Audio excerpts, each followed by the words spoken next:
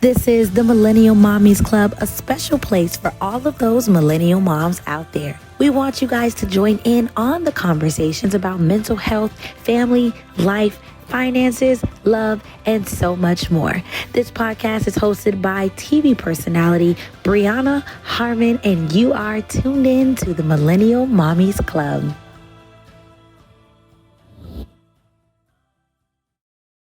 Welcome back to the Millennial Mommies Club. You know it's your girl Bree, and I am super excited because those of you who are listening, it is a treat for you guys to also see us visually because we are in our new home, a beautiful studio. And today I got the one and only Jessica Johnson, Miss Jynxx, in the building, who is a legendary mama. Not only that, she's a podcaster, she's a vegan, and a little germaphobe. We're going to throw that in there. Business owner, maybe? She said germaphobe. I mean, that, to me, when I got that information about you, I thought that was a place where I got to throw that in. I just got to say it. Because not who says that, but I love it. It's important. It's important. We're going to have to come back to that. I'm just going to have to clear my name here. But yes, owner, business owner, entrepreneur, everything all in one. Thank you for just being a part of this episode with us today. Thank you. I'm super excited to be here and to break in the first visual episode. Yes. So you guys know the Millennial Mommies Club. Each and every week, we're talking about the good, the bad, the ugly of motherhood, right? And you have a story as well, like all of us do. So I want to kind of get right into it and talk about just the motherhood journey of your daughter. She's going into third grade, 8 years old. What has it been like? Joe, it's been a lot. It's been, oh gosh, conception, origin story, birth. First of all, she was jaundiced. I was terrified. The hospital terrified the life out of me. They took her from me for 3 days. She was under lights and things, and she could be brain damaged and all these. I was like, come on, don't do that. Yeah, because jaundice is something very natural and normal. My daughter was the same way, and can happen, right? But I'm like, don't do that. You don't do that to mama. Look, if you are in the medical, don't do that to mama, right? Keep it to yourself. So then brought her home, did the family thing, separated with her dad, undid the family thing. Figured that out, ran my business, did the parenting, tried to figure out the schools because, I'm not originally from here. So it's a foreign concept to me that where you live dictates the quality of the school that your child attends, right? And so as her dad and I are separating, it's mostly on me at this point, right? And I'm like, oh my God, I need to literally start looking at the quality of the schools. And it was this mad dash last minute to make sure that she's an addict. Because she spoke 2 languages. She was born speaking 2 languages. She's a bright kid. Right. I'm not going to put her just anywhere. It was mind-blowing to me. I had no idea. I mean, let's talk about your German African-American. Coming here, was it a culture shock to see the way we live and what you're used to typically? I mean, it was to an extent. So I'm not a foreigner, right? So my mother is German, and I was born and raised there, but my dad's African American, so I had his influence. I would come here in the summers and just kind of visit him and get a little bit of the American culture. I wasn't in it, but enough. But yeah, things are very different in Germany than they are here, and especially when it comes to raising kids. I think there was more community in Germany. You could take your kids anywhere. Over here, it's be careful. Moms are very stealth about it. I didn't even know you had a kid. You have 5? Where do you put these children? You are always out, right? And in Germany, it's more, I don't know, it's just easier to just do everything with your children. Yeah. I mean, I've said that the same thing here where I'm like, okay, I got 2 babies. And I try to sit there and like you said, I'm out. I careful, girl. Make sure that you have the protection and you know where they are and what they're doing. But I guess for me, let's talk about the shift when you separated, because that is something that we genuinely face, right? I'm going through it myself. So what was that separation like for you, having to do it on your own? Ooh. So let me back that up just a little bit. So initially, parenting is a beautiful thing, but there's a lot of things that they don't talk about, right? And so his and my situation was as follows. My maternal side of the family is all in Germany. My dad, he's in Florida, but not a very hands-on grandparent, not a very social individual, period. Um, and his parents were in Ohio, are in Ohio, and his entire family. So we had nobody. It was all on us to raise this child. And we didn't have the sitter in place because you can't trust any and everybody, right? So we did it all. He worked, I was at home with her all the time. Like I took a leave and all the things, right? And I was home. And I was overwhelmed. I was always something to somebody. Knowing those little fingers, like you just need a minute on the toilet. And they come at the bottom of the door. You gotta pee, but you just need a minute. And then the fingers at the bottom with the little taps at the door.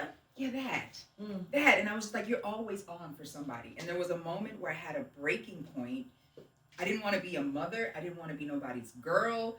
I didn't want to tend to nobody's food. I didn't want to change no diapers. I literally, I could not. I was in such a place of overwhelm. I wanted to wrap my car around a tree. I was literally driving up and down the highway and just like contemplating. Yeah. And this was not postpartum depression. Like she was probably about a year old at this point. It was overwhelmed. I'm not suicidal. I've never dealt with it, right? But like there was a moment in life where I was like, I could just end it all now. Yeah. And people, and when I talk to other women about it, it's like, yeah, I had something similar. Nobody talks about these things. I have a whole notebook where I would just write, I'm done with this. What would happen, this may sound really bad, mamas, but like, what would happen if I just suffocated her tonight? Or if I suffocated myself? Like, I'm done. Because it became a point where you just did not know who you were. You didn't know what you were living for. And you got this baby who's so just happy and loving on you and just there. And you're constantly like, how do I battle? How do I navigate this thing? Not only that, you're just, you're feeding this thing all day long. Your breasts are hurting. Your body is sore. And I had a C-section. You're not sleeping. You're sleep deprived. Then you got a man who's like, I still got to eat. I still need stuff taken care of. And to me, it feels like, damn, do y'all realize that you can cook for yourself sometimes or cook for us too because I'm doing all this work?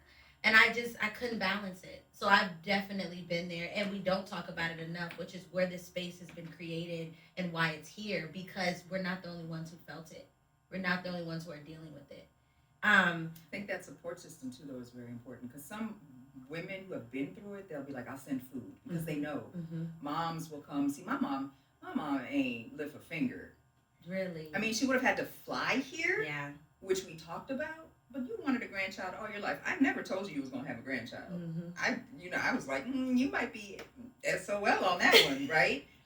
And then she got it, and she didn't even show up for it whatsoever. She's like, well, do you want me to come now? Do you want me to come later? I was like, I don't know what I need. Right. I don't know. I just need you. So she never came. What? Man, look, don't get me started. I was about to say, that's a whole nother conversation, I can imagine. Another conversation, and we're just going. Mine was similar too, because at the same time, I had my oldest in LA and my mom's all in Palm Beach. They're in Florida. So that was a 6-7 hour flight. And my mom was just like, okay, how long? And how do I take a leave? And I was just like, girl, just get here now. I'm going rush back for an emergency section. I need you to get here now. Whatever it is, just get here. So I want to switch gears a little bit, take a short break. But when we come back, let's talk about this transition of back to school, because it is back to school time, and our beautiful little baby girl is in school. So there are some difficulties and uncertainties that I think we can address with this back to school time. So you guys are listening to the Millennial Mommies Club on Ebony, covering Black America Podcast Network.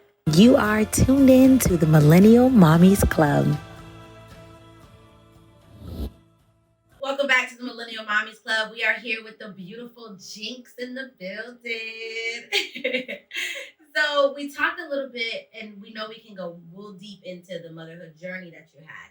But now she's here. She's 8 years old, and she's starting school. What has that transition been for you with everything that has happened over the last couple of years between COVID and mass shootings and all of those? Oh, I forgot about the mass shooting part until you brought it up. Sorry. That's an interesting one for me, because I feel like most parents probably not in my backyard, right? But there is some comfort, because the school she's in is like Fort Knox. Okay. We can't even get in as parents. So unless it's one of the, I can't even go there. Can't. COVID. Yeah. I have a much better time dealing with COVID. Okay. But you're a germaphobe. So I gotta understand how I know you say I'm not really a germaphobe. No, I'm just cautious. clean. So this is like when people come into my home, wash your hands. Right. I wash my hands every time I come in. Take your shoes off at the door, because that was part of my parenting journey, though. Because when you have a little child that's crawling around the floor and you're walking around and poop outside, you're not bringing that in my house. That is also a very traditional European thing that we do. We always take our shoes off, and then we have like house shoes, like slippers and stuff like that. That's so are they at your door? Prepared for And we have them for guests. There's a whole setup. Like if you're a guest, you will have slippers when you come in the house. I love that. Yeah, that's just. And so I came when I moved here. I think I lost a bit of that, but I got back to it. And then when I had a little baby crawling around the floor, I was like, "Oh, that's nasty." And she's putting everything, including the floor, in her mouth. And so that's where I think that really set off what people want to call as germophobia, right? I'm just very aware, and I have been ever since. So how's it been with COVID though? Letting her go back to school wearing a mask, and is she as cautious as you are when it comes to cleaning and making sure everything is not filthy? So our habits are habits, right? In terms of like, it was interesting for me because in COVID, it was like, wash your hands. Y'all weren't doing that before? What is wrong with you? Yeah. Right? Like, oh, now we're learning hygiene. That's great. Okay, so, but our habits are our habits. As far as COVID is concerned, again, plant-based, very clean diets, not a lot of contaminants on a day-to-day basis, right? Even like all the things we use for our skin, very natural. I'm a bank on my immune system, right? And so there's that. So I'm cautious and I'm careful, and I'm also respectful of our surroundings. So if somebody has a cough or whatever, we honor that, right? And we know to stay away from other people until we know what it is and what it's not. But in the grand scheme of things, her dad was way more like mask. Me, on the other hand, I'm more like, I need you to breathe some fresh air. Yeah. Like that to me is important, especially when you're not around anybody. Like this whole mask for 24 hours all day long, or 8-9 hours in school, or whatever it is, was a long time for me personally, right? I had mixed emotions about it. Like I don't want her just exposed to everyone and everything, but I also don't want her like breathing in her own fumes all the time. So it was a mixed bag for me. Yeah. But kind of over the hump a little bit. So and now she's a little bit older, so she can. I felt like when they were having kindergartners wear their mask, and they were having preschoolers go to 4-year-old going to preschool with a mask on, I felt like that was too much. Because I had my 2-year-old trying to put on a mask, and to be honest, it was disgusting because she would slop through it because it was just so much. What is this on my face? Yeah. And I hated putting it on her. So to think of them going to school with it, I was like, that's why my babies aren't in school yet, and we'll keep it that way for a minute. But now shifting gears a little bit more, separation. When it comes to being a mama, because I'm a single mama. I know what it's like. Dating is terrible.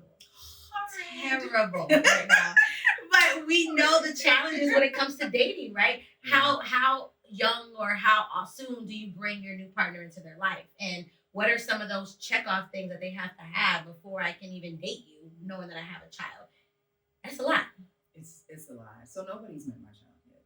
I have been separated from her dad for 5 years. Nobody's met my child yet. Not intentionally, not like in a dating space. Like there have been situations where they might have crossed paths, but not in this is such and such, right? Nobody. Nobody. Baby. And I don't think you're wrong for that, because I had a friend personally who she was like, she brought the dude into her life. They were a thing, and her daughter got attached. When they separated, it was another man lost out of her daughter's life. And it was hard for her. So now she's at a place where I will never bring somebody into my child's life unless I know we are about to get married. I think that's tricky though, because on the one hand, I do want to show her, she's 8 now, and I'm like, I think I'm losing lots of valuable time. I do want to show her what a healthy relationship looks like on my side. Like she sees it on her dad's side, he's moved on. But I want her, I don't know what that looks like. Like that's y'all's thing, but I want her to see what that looks like on my side, and I just have not been able to provide that for her. And so I do feel, while I get that, right, and that's also a major consideration. Like it's all the things, right? It's you damned if you do, you damned if you don't, most of the time. But I do want to show her what that can look like when it's healthy, and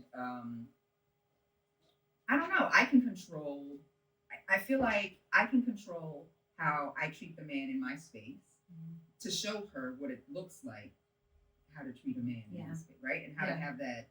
And it may not be what everybody else is like. It's not the weight on you kind of sort of thing, but I think there's a collaborative team effort, right? There's what I'm learning, there's a difference in relationships from how I see like in Black America versus like Europeans. There's a different kind of, right? And so I do want her to at least see what that looks like. And she can figure out what her life looks like. What's some of the differences?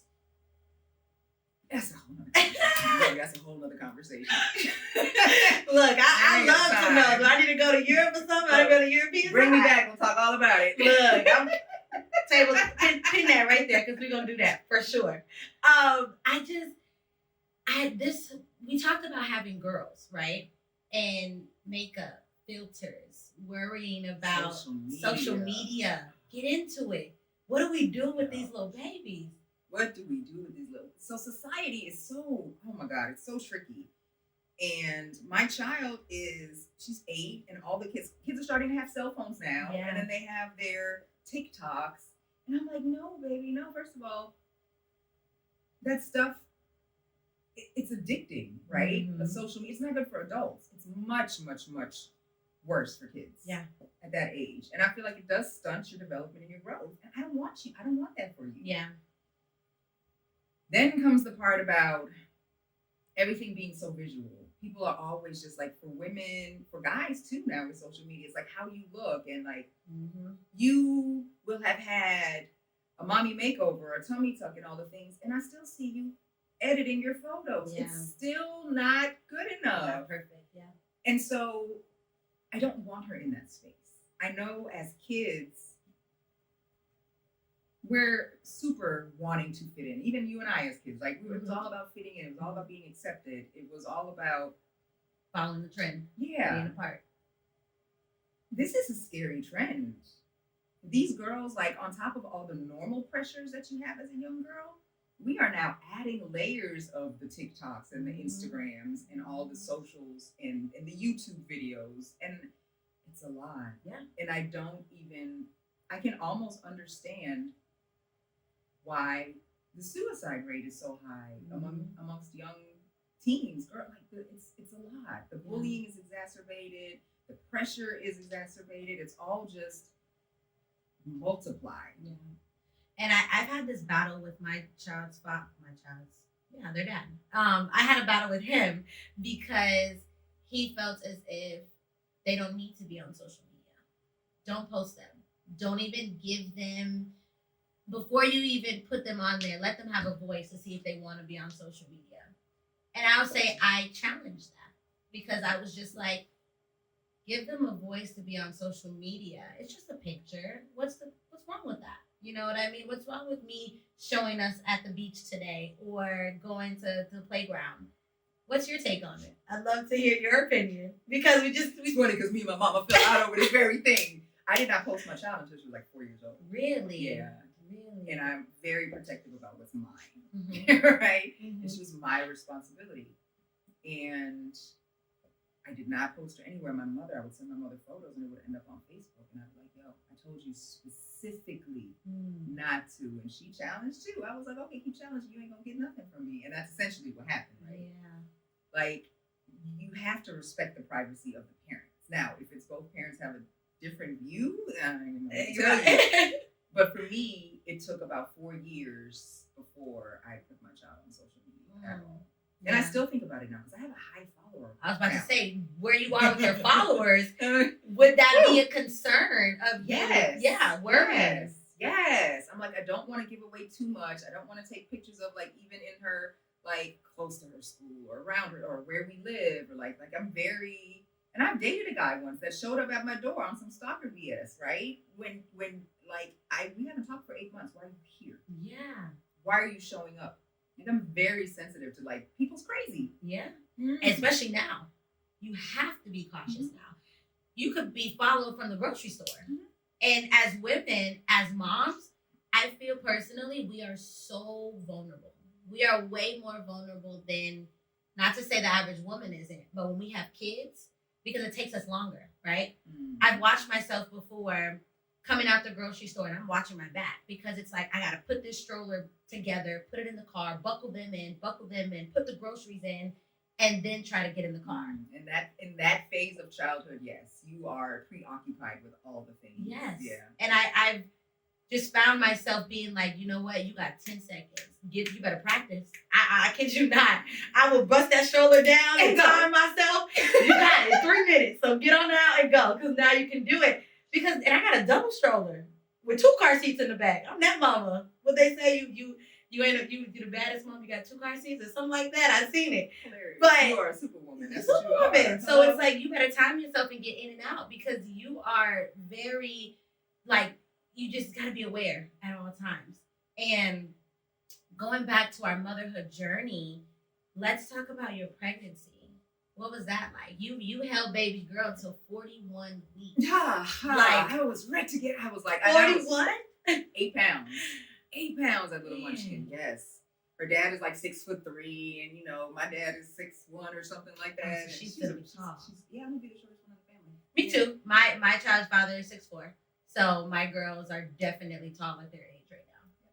Mm-hmm. Yeah. So pregnancy, the journey. We had a Black doctor. I loved it. She was wonderful, Dr. Price, if I remember correctly. She was awesome.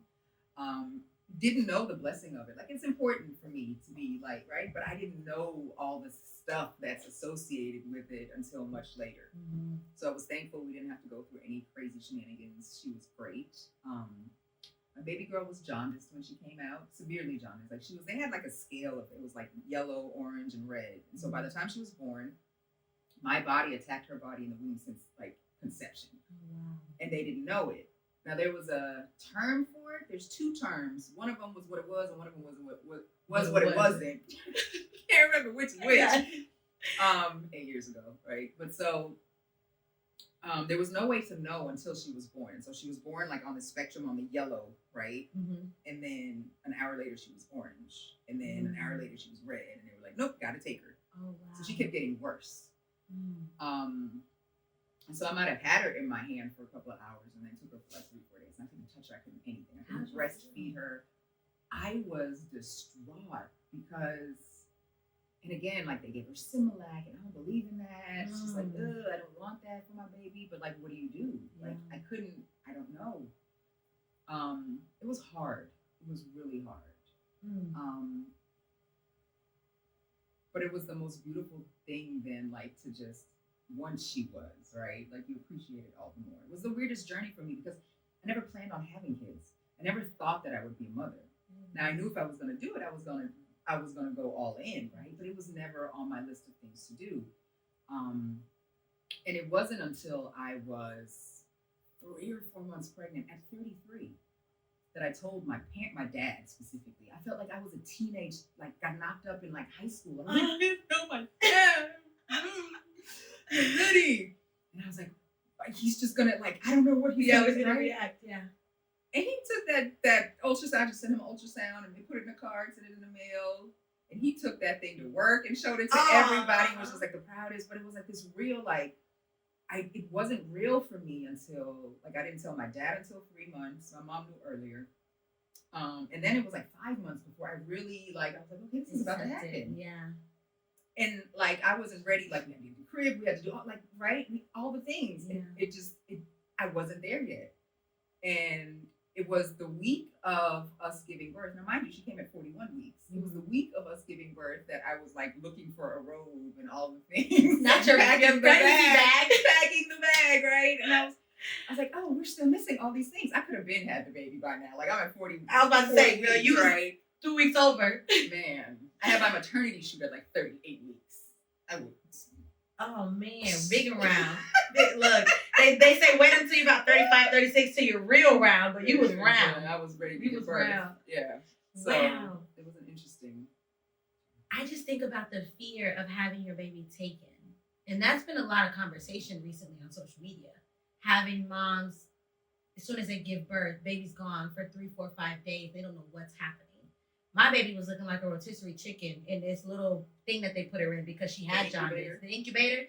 And I was just like, Billy Rubin, all this Yeah. jargon is coming back to and me I'm now. like, what is all this stuff? And she had on these little goggles, and she was just in an incubator. And I was remembering, the doctor was like, "Do you want us to take her?" And I was like, "No, I want her here," because I was fearful of what could happen when she's gone.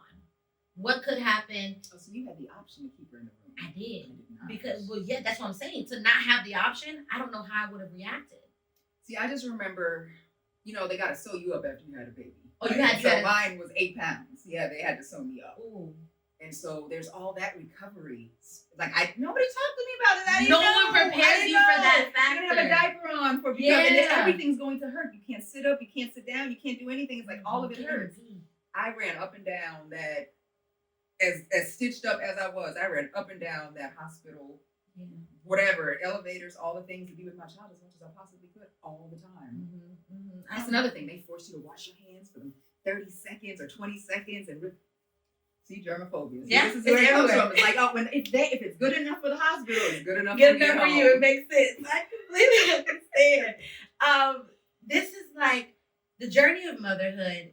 Obviously, we are aware comes with its negatives, right? And some of those thoughts or feelings that we were not prepared for.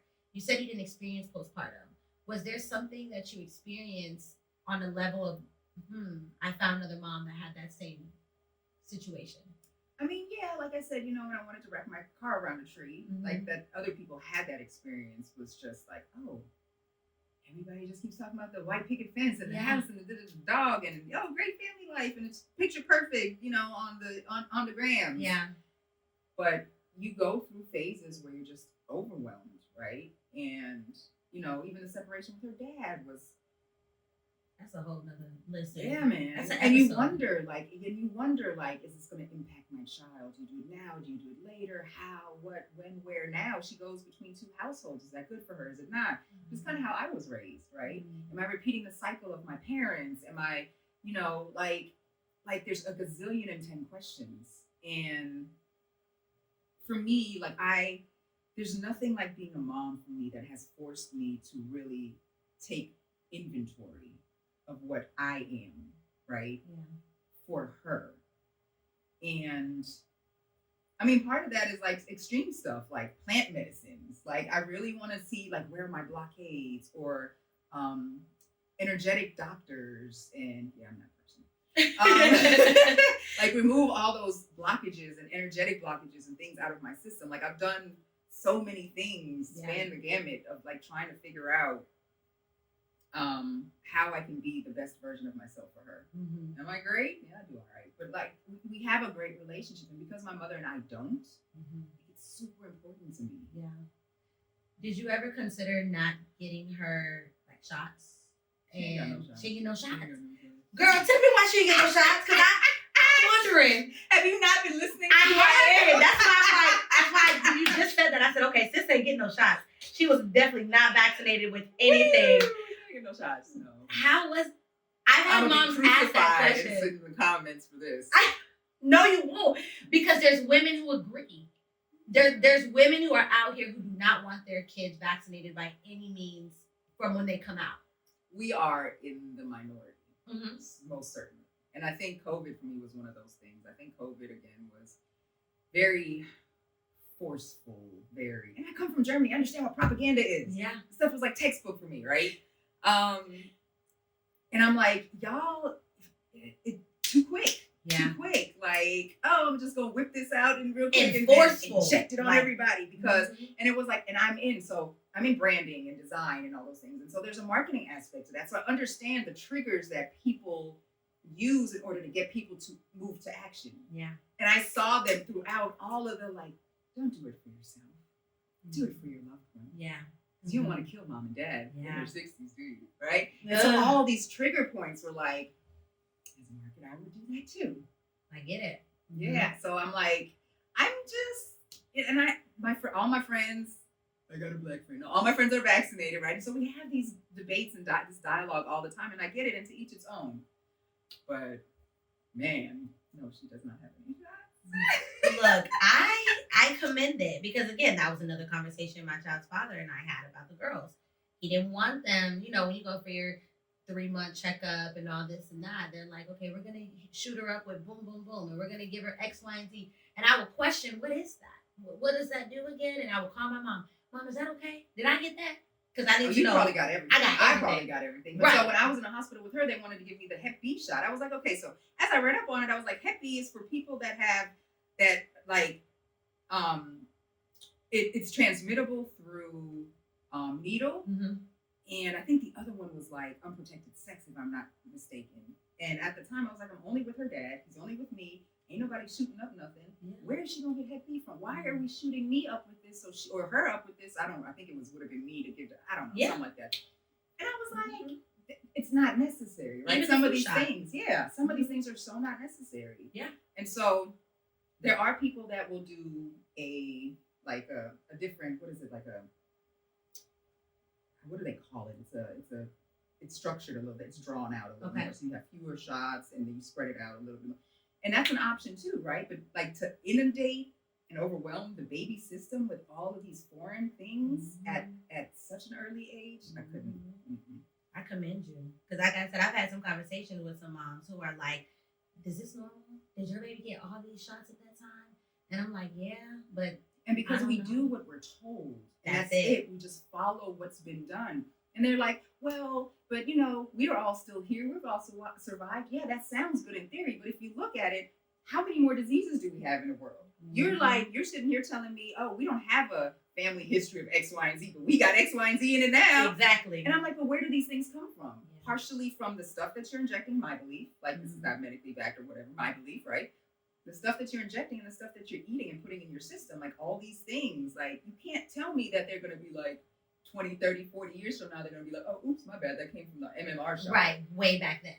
And it's like, damn it. Ain't nobody claiming that it's under the rug. Mm-hmm. Mm-hmm. And then to hear things like MMR is not good for young Black boys and they shouldn't get it in the first place because, when they're young, because there's an increased risk of autism. Mm-hmm. And they know this and they don't tell us. Say that. And so, man, Look, I hear that. So, we're gonna have to scratch that whole section right there because they coming for me. No, listen, I'm telling you, it's a mama out here that is agreeing with you, and she's like, that one solidarity, that one, yes, sis, and we're gonna circle her comment and reshare it 1,000 times. It's okay, period. But now, give me some highlights. Give me some highlights of this mommy journey for you. What have you enjoyed the most? I mean, the hugs, the unconditional, and I'm not perfect either. Like, I have moments where I lose it and snap. Like, didn't I tell you for the 500th time? And she's still there to hug and love, and she's all my personality. So she'll sit there looking at me like, bruh. I said, bruh, you're a mother. Bruh. And because she, this is how I talk to her sometimes. Yeah. She's like, dude, what are we doing? And so I appreciate the way that her personality is forming into this self-autonomous human being, right? Yeah. It's beautiful to watch. It's every year has its challenges, but for the most part, every year has this new beautiful development, right? Mm-hmm. I think that is the most exciting part about motherhood. Mm-hmm. The fact that you are watching this life just mold and transform and evolve and change each time. That every year, every second.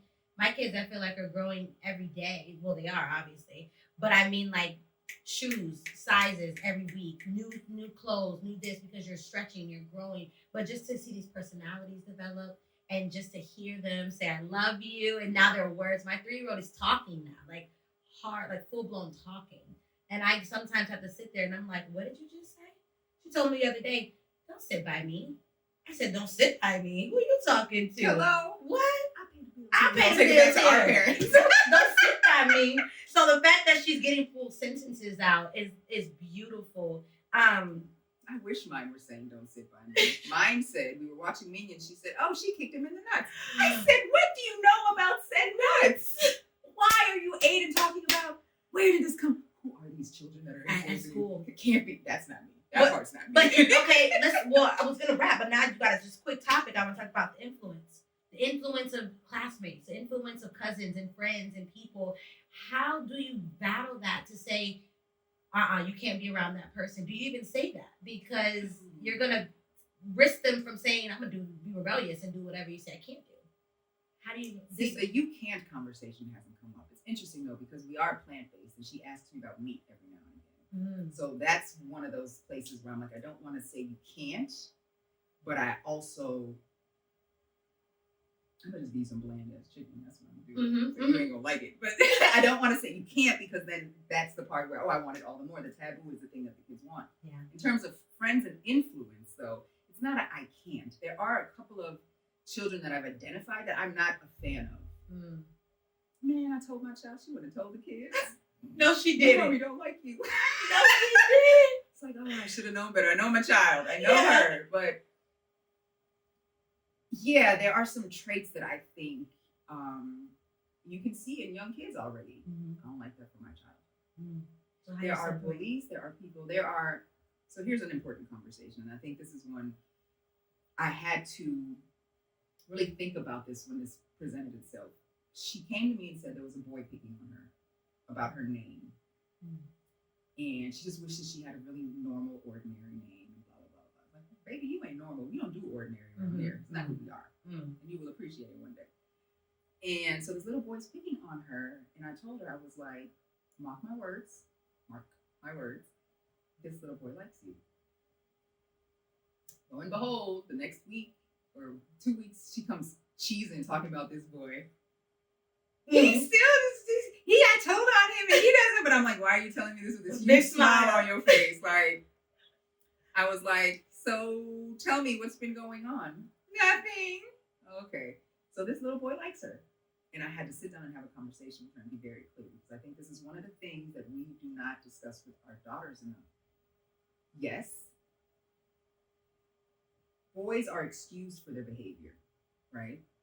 I don't like you, I'm gonna hit you. I'm gonna make fun of you. I'm gonna treat you negatively, right? In Germany, there's a saying. Anyway, doesn't matter. You can't translate it because I can't remember how you say it in English. But there's a saying like, I don't know how you say it here. But when young boys like you, they get aggressive and stuff like that. And I was like, this is a real important conversation to have because this is not okay behavior. We do not like the mean boys. Conversation has to be had, right? This is not acceptable behavior. Never in life. I've been through my share of abusive relationships. You ain't about to be one. Nobody ever sat me down and said, this is not acceptable behavior from a male to a female. I don't care. And it starts early. So those are the conversations that you gotta have, especially with our young girls, because I am honestly fearful of those conversations. As much as they need to be had, I don't know the proper way to address them yet. And I'm thank God my kids are 2 and 3, so I got a couple more years. But the conversation of that, period, all the things, it's all uncomfortable. Sex, I'm just like, how do I even? Because I never had it. I never got the talks. Me either. So now, because back in the days, we just figured it out. You just figured it out.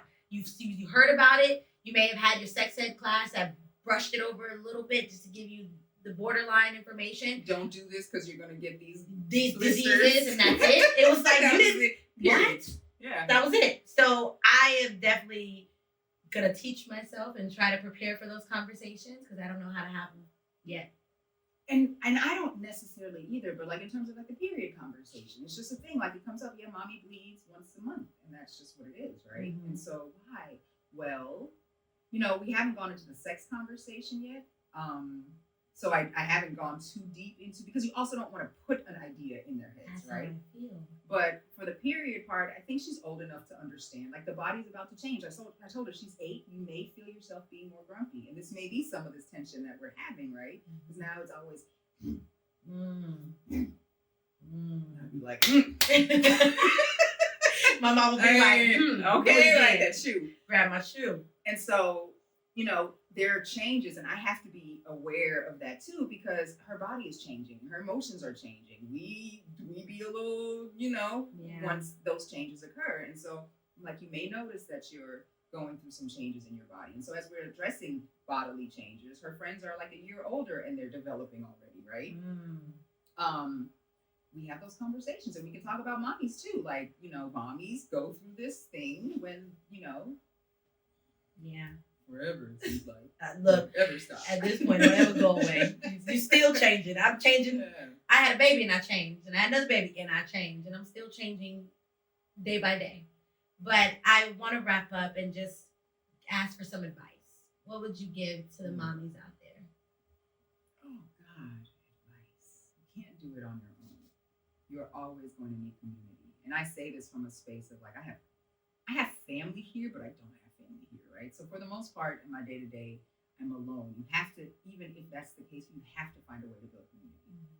And your kid will be all the better for it. Because you also don't want your kid raised in a bubble. Community is important, especially in those early phases. Let people cook for you. Let people come help you. Be honest about who you are and where you are in life and how you feel, how certain things affect you. I think as women, we do too much just taking stuff in all the time and not expressing enough. And I think we need to do that. And even with the kids, like be honest. Look, mommy's not having her best day, and I apologize. Maybe this and that. I think one of the things that my mother and I never had was real honest dialogue in terms of like her owning up to things. The parents, that pedestal thing. I don't ever want to be the parent on a pedestal because I'm not infallible. And I don't want you to think I'm Superwoman, and then when you find out I'm not, it's a heartbreak for you. Like, I am not. I'm doing the best I can for you in this moment. And I will always do the best I can for you in this moment, every moment. That right there is advice. Because, I experienced that with my father, having him on such a pedestal. And when he made a mistake, that pedestal completely just crumbled. And it was like, I never again want my child to feel like mommy is just the perfect person in the whole wide world, because I am going to mess up. There are going to be some flaws that I make. So don't ever put me on that pedestal. I want you to, I guess, I don't even want to say I want you to think I am, but I want to just do my best every day for my child and children. So, and there's another lesson there, like, mistakes should be celebrated because mistakes get you to the next level. Mm-hmm. So I know we got to wrap.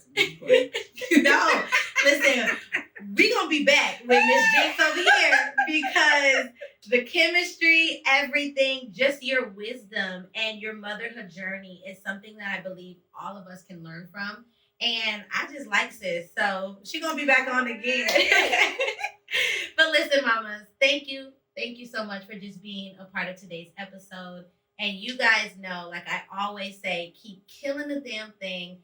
Keep being an awesome mama and understand that you are not alone. We are all in this together. We make mistakes, but we pick it back up and keep rolling. That's what mamas do. So thank you for listening to another episode of the Millennial Mommies Club on Ebony, covering Black America Podcast Network.